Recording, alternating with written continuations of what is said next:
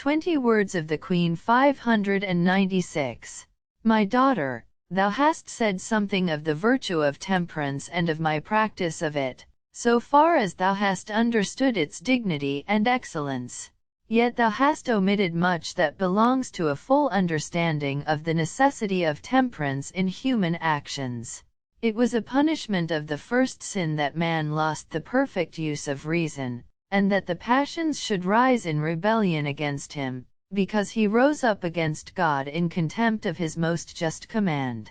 In order to repair this damage, temperance became necessary. By it man restrains his concupiscences within proper bounds, he perceives the perfect medium in that which is desirable, and he is taught to follow once more the dictates of reason, bringing him near to the divinity and declining to follow his concupiscences like irrational beasts.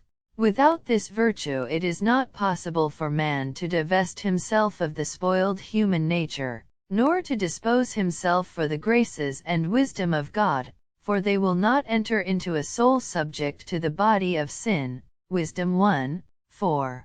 He that knows how to moderate his passions by denying them their immoderate and bestial desires, will be able to say and experience in truth, what is said of the Canticles, 2:4, that the king has introduced him into the cellars of his delicious wine, and into the treasure house of his wisdom and spiritual gifts, for this virtue is a storehouse of most beautiful and fragrant virtues for the delight of the Almighty.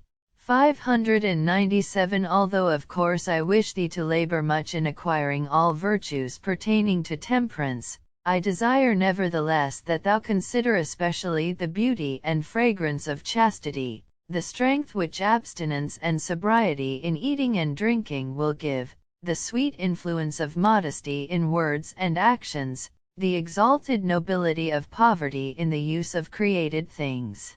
With the help of these virtues, thou wilt attain the divine enlightenment, the peace and tranquility of thy soul, the serenity of thy faculties, the right government of thy inclinations. Thou wilt be entirely illumined with the splendors of the divine graces and gifts. From an animal and sensual way of living thou wilt be raised to a heavenly intercourse and an angelic life, and that is what I seek in thee and what thou thyself by divine assistance art striving after.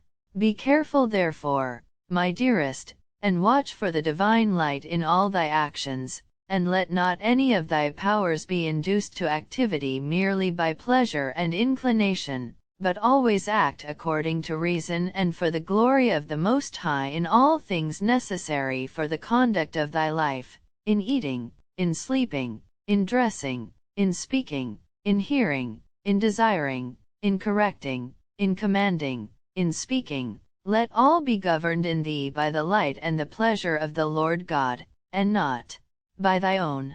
598. And in order that thou mayest so much the more be captivated by the beauty and loveliness of the virtue of temperance, consider the vileness of its contrary vices and let thyself be deeply impressed according to the divine light given thee. Consider assiduously how ugly, abominable, horrible, and monstrous the world is in the sight of God and the saints on account of the enormous abominations which men commit against this lovable virtue.